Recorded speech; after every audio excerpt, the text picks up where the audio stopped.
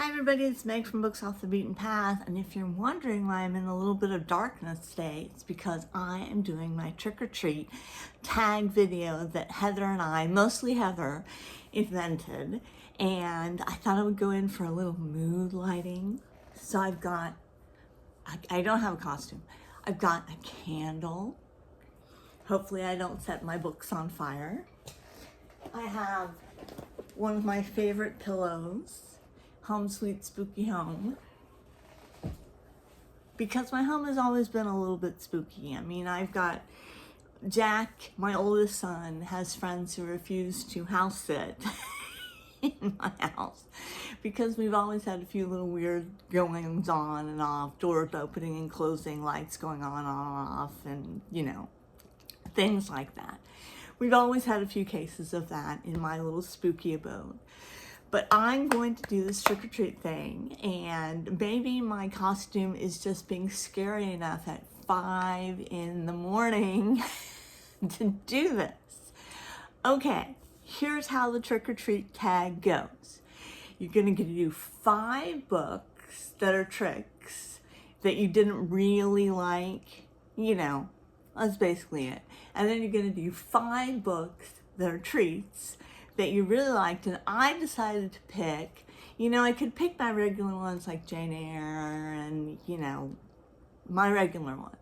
But I decided to do something a little bit different this time. I'm going to show you some of the rarities of my collection, my ever-growing collection. I'm going to show you some of the rarities of them, and we will go from there. So I'm going to do my tricks first.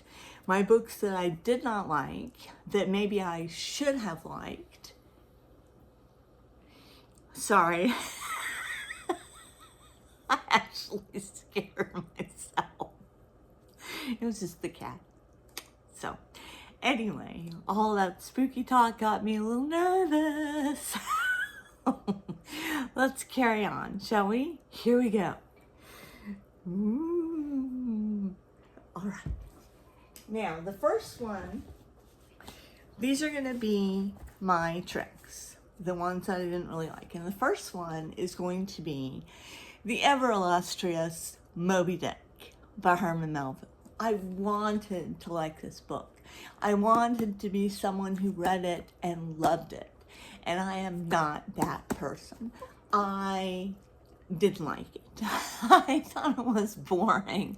I thought it was long-winded. I thought the characters were not interesting enough for me to be entertained by. I didn't even finish it. And I've tried 3 times to read it because I want to be this person. I want to be this learned, educated, Herman Melville loving person. And I'm just not. So off we go with that. The next one is one of the same ones that Heather mentioned, Matthew Pearl, The Poe Shadow. Oh, I wanted to love this. Oh, I was so disappointed. Matthew, I don't know why his stuff is such a big seller, because it's just bleh. I mean, it's not gross. I don't want to give the impression that it's gross or anything like that, but it takes so long to get to a point. And then once you get to the point, you're like, that was what you were trying to make? That was the point you were trying to make? Come on, Matthew. It was uninteresting. It was boring. It had great potential. But he managed to take a wonderful idea for a story and just screw it up. And I am not into Matthew Pearl. So that's a trick. It's like a Zagnut.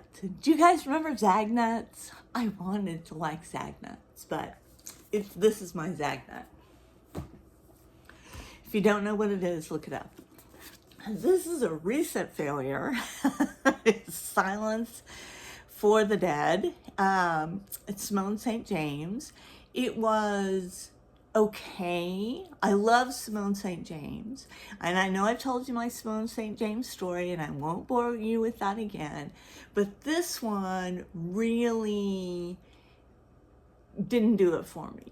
I mean, the love story was good, but the ghost story was not that good. And I'm in it for the ghost story. And it was just sort of predictable. And then we had a lot of coincidences happening that wouldn't naturally happen and everything like that. And, you know, you had to really open the window of disbelief to enjoy this book.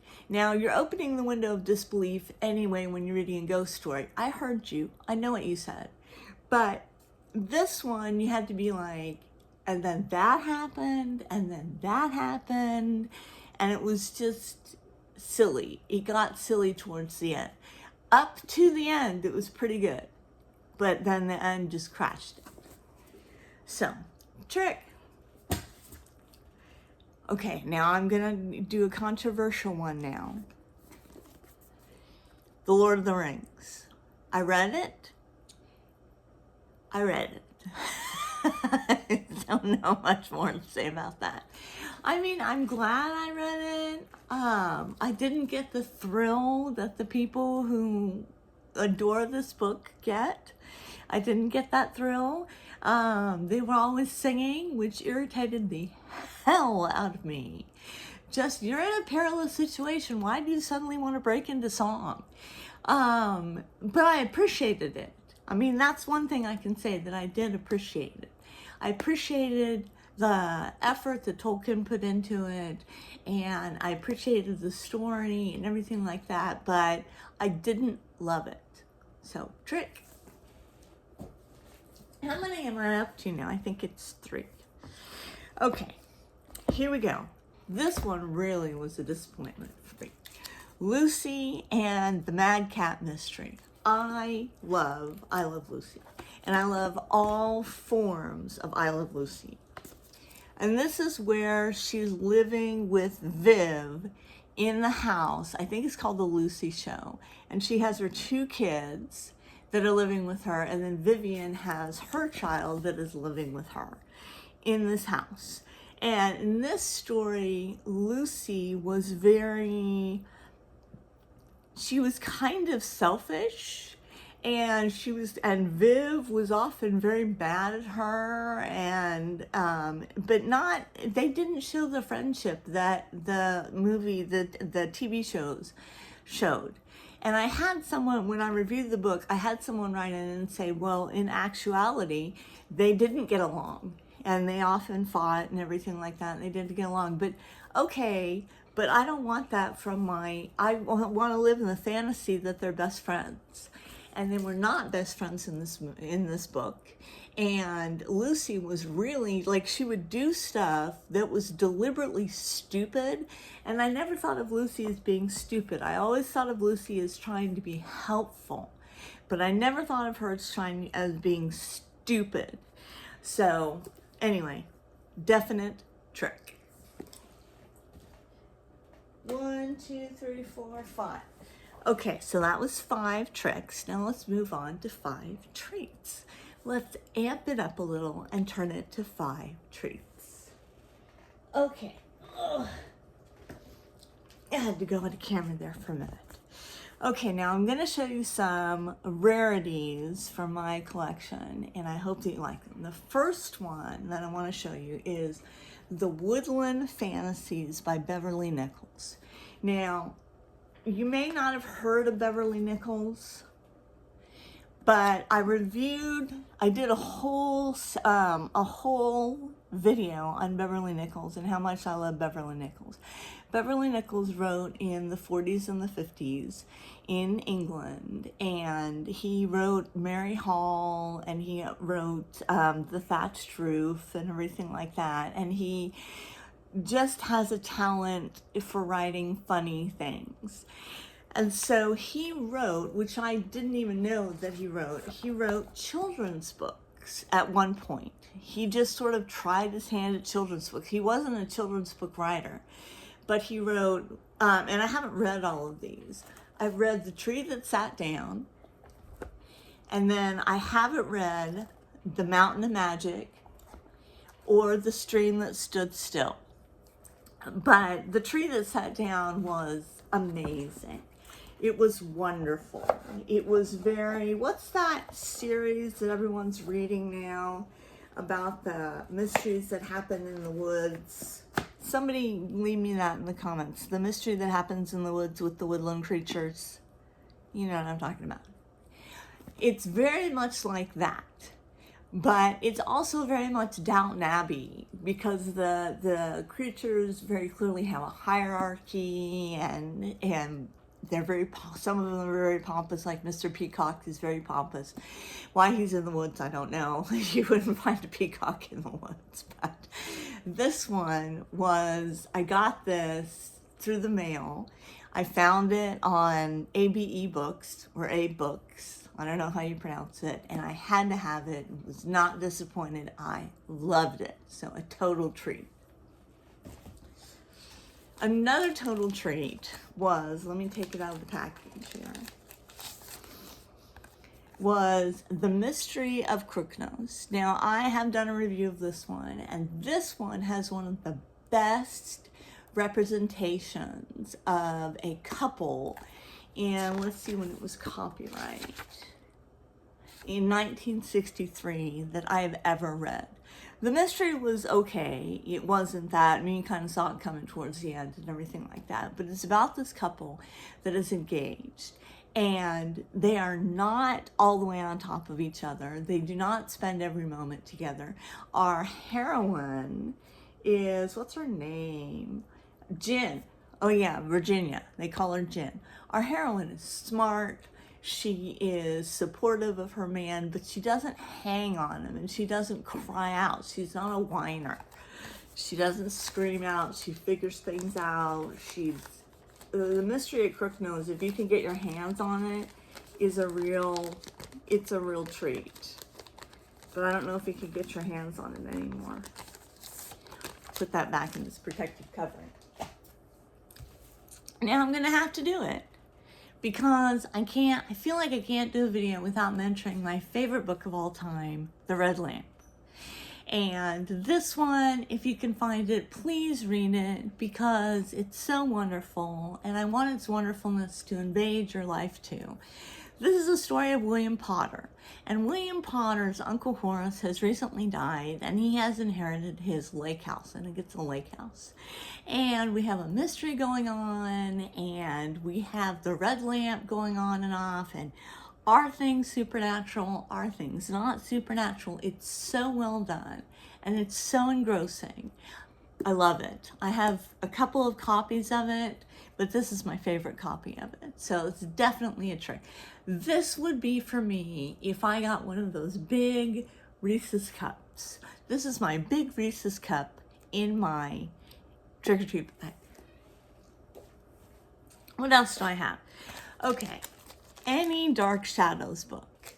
I'm going to take this out, and I found a couple. And, you know, I like to go and find them as opposed to buying them and everything like that, because that's just too easy. I like to happen upon them, because then I think that I have luck with me and everything. I'm incredibly superstitious, so it goes along with that. But any Dark Shadows book. I have Dark Shadows, I have Strangers at Collinwood, and I have Secrets at Collinwood, I think.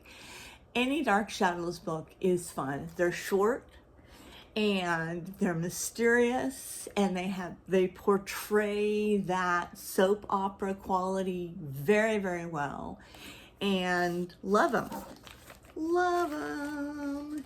So that would be like if I got a Hershey bar, like a big one, you know, not those little cheap ass ones they give you, the big ones. And then I'm going to show you one that I finished recently that was delightful. It was called what's it called? Secrets of the Friendly Woods. Now this is different from the Beverly Nichols one, in that this one does not have the animals talking. It's not a fantasy, it's a non-fiction book. Look at the illustrations there.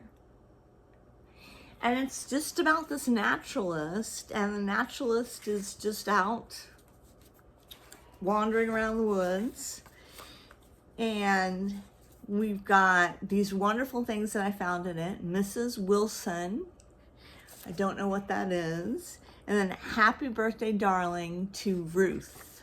Happy birthday, darling, to Ruth. So maybe Ruth was a budding naturalist. And it says, I can't read the writing, but there's an inscription there. And this was copywritten, and it's a gift to the heart, a gift from the heart to Ruth. Happy birthday, July 1958, from Viola. And it's a wonderful book. And it's, like I said, it's a naturalist book, and it talks very plainly about, it's by Rex Brasher. You may have heard of. It's a beautiful edition, and it's just wonderful. It reminds me very much of Walden. You know, you can't get up to Walden is one of my all-time favorite books, but at the moment I found that I don't have a copy, so I'm gonna have to find a copy of Walden. I think I lent it out. I get in trouble for lending things out, and then I don't get them back. Anyway, those are my tricks and treats, and I'm going to tag a whole bunch of people for this Halloween tag, and ooh, spooky. This is my spooky Halloween look. And after I film this, I'm going to film a book review of The Werewolf of Bamberg. So I will get this one posted, and I will check you later.